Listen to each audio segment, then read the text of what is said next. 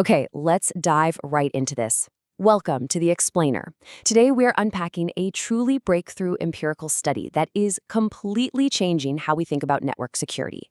The paper we're looking at is titled Deep Learning IoT Malware Analysis, and it investigates exactly how we can secure the rapidly expanding Internet of Things using highly efficient, incredibly lightweight artificial intelligence. And, the reason this is such a massive breakthrough is because it solves a huge hardware limitation. It literally brings advanced AI threat detection directly to the edge, protecting tiny smart devices that just have absolutely zero computing power to run traditional heavy security software. So if you've ever wondered how we can actually keep these highly constrained devices safe from really sophisticated cyber attacks, you are absolutely in the right place. Here's a quick look at our roadmap for today. We'll start with the IoT malware threat, then look at how we can turn code into images, break down a fascinating 1D versus 2D experiment, check out some surprising deep learning results, take a peek inside the AI black box, and finally, wrap up with the real-world cybersecurity benefits. All right, let's get into Section 1, the IoT malware threat and our very vulnerable ecosystem. To really appreciate the elegant solution this paper proposes, we first have to wrap our heads around the massive scale of the problem we're facing. We're operating in this high-stakes environment where everyday convenience is just constantly colliding with severe network vulnerability. Just take a look at this number, 30.2 billion.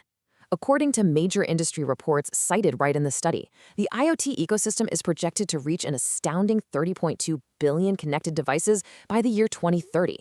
We're talking about the smart thermostats in your house, factory automation sensors, vital hospital heart monitors, interconnected supply chains, the whole shebang.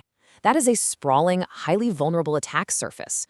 And because these devices are designed primarily for rapid connectivity and low cost rather than robust security, they are routinely compromised by pretty rudimentary brute force tactics. And the threats out there, they are terrifyingly specific. The paper highlights a staggering 50% surge in IoT-related malware in 2023 alone, according to Kaspersky. We're seeing the insidious rise of things like the Mirai botnet, which specifically targets these vulnerable edge devices, hijacks them, and uses them in massive swarms to launch devastating distributed denial-of-service assaults. In the industrial sector, malicious actors are even weaponizing AI to pull off hidden cryptojacking schemes. But the underlying issue here is a severe hardware constraint. Your average IoT device is built with a cheap, low-power microcontroller designed strictly to save battery life. They literally do not have the RAM or the processing power to run traditional antivirus scans or heavy firewalls. We desperately need a totally different approach. Moving on to Section 2, turning code into images with a B2M algorithm. So, the researchers embraced an incredibly unconventional methodology to solve this resource constraint problem. Instead of forcing a weak processor to read malicious code line by line the traditional way, they asked, what if we could just, look at it? To do this, the paper utilizes a byte-to-pixel mapping algorithm. It's a neat three-step process. First, the algorithm reads the malware files as raw byte data. Second, it converts those hexadecimal features into binary sequences. And finally, it reshapes those binaries into either 1D or 2D grayscale image pixels. If that sounds a bit abstract, think of it kind of like taking a complex, dense foreign language and translating it directly into a color-by-numbers grid. The malicious software code literally becomes a picture. And this brilliantly illustrates what that looks like in practice. Here are the actual visual textures of different malware families produced by this exact translation method. Over on the left, we've got Obfuscator, Kelly Host, and Tracker from the Microsoft Malware dataset. On the right, GAFJIT, Mirai, and Hydro from the IoT dataset.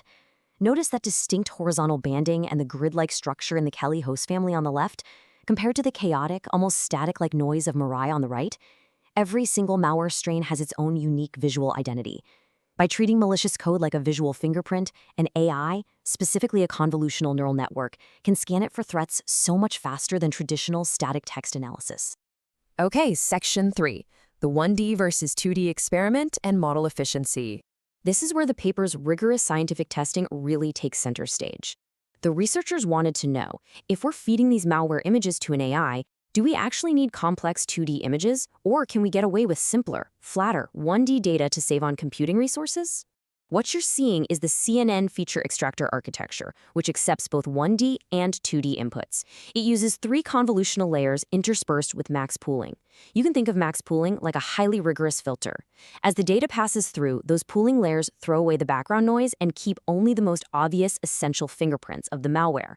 Crucially, at the very end, it uses a global max pooling layer to ensure that only the absolute best, most distinct features are fed to the final decision-making classifiers. So they pitted 1D images, ranging from resolutions of 784 up to 9216, against standard 2D images, ranging from 28 by 28 up to 96 by 96. Now, why does this matter? Because a 1D image is essentially just a single, flat string of pixels. Mathematically speaking, analyzing a single string requires vastly less heavy lifting for a tiny processor than crunching a complex matrix of a full 2D grid. They tested these varying sizes across a bunch of different classifiers, including fully connected layers, LSTMs, and GRUs. The ultimate goal here was to find the absolute perfect lightweight balance for an IoT device running on extremely limited memory. Which brings us to Section 4, surprising deep learning results, where 1D actually takes the win. Now, what's really interesting about this data is that it completely disrupts a widely held assumption in the computer vision world. Usually, everyone just assumes that 2D models are inherently better and more accurate for any image-based task. But look at this comparison head-to-head on the gated recurrent unit, or GRU, classifier. The 1D model actually achieved superior accuracy. It hit 99% accuracy on the IoT dataset versus 98% for the 2D model. And what's arguably even more vital for IoT applications is that middle row. The 1D model achieved this higher accuracy using significantly fewer parameters, about 229,000, compared to the 2D model's 266,000. That difference of nearly 40,000 parameters, that's a massive deal when you're trying to install security software on a smart device that might only have a few kilobytes of available memory.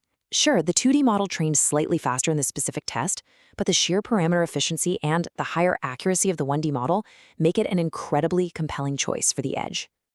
The crucial takeaway here is that bigger definitely isn't always better.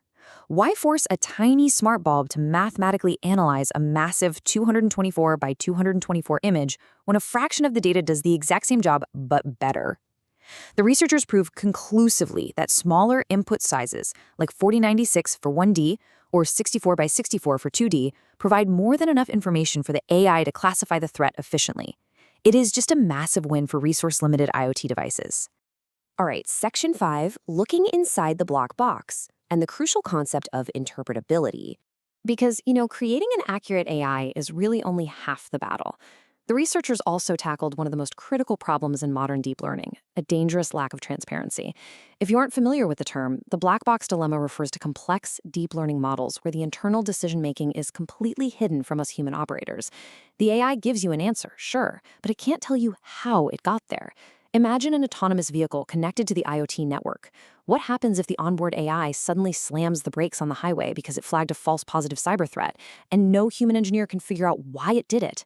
In safety-critical cybersecurity applications, blind trust is simply unacceptable. We absolutely must know exactly why a model flagged a file as malicious. The researchers hit the nail on the head, stating, "The importance of deep learning's explainability and interpretability cannot be overstated, as they provide avenues to comprehend models and their underlying influences." So how did they solve the black box? They applied post-hoc visual interpretability techniques, like saliency maps and activation heatmaps.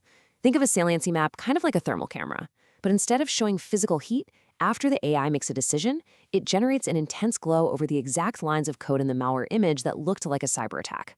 It literally highlights the pixels that triggered the alarm. This entirely shatters the black box, letting security engineers verify exactly what the AI is thinking. Finally, Section 6, the real-world cybersecurity benefits and the overall impact of this work. So how does all this incredible academic research actually play out in the real world? The tangible benefits are huge. For IT organizations and industrial managers, this framework means you can finally deploy highly accurate, fully transparent AI directly onto your edge IoT devices without crashing their limited memory or draining their batteries.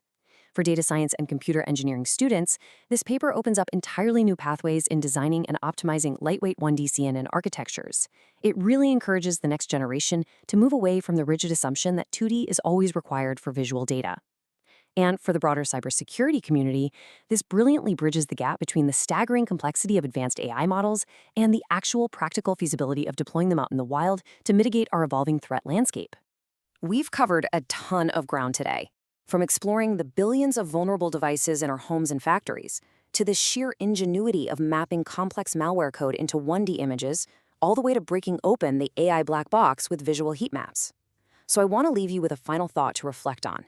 As our digital footprint expands into literally every corner of our lives, how will transparent, lightweight AI redefine the future of your own network security? Thanks for joining me on this explainer. Keep questioning, keep learning, and stay secure.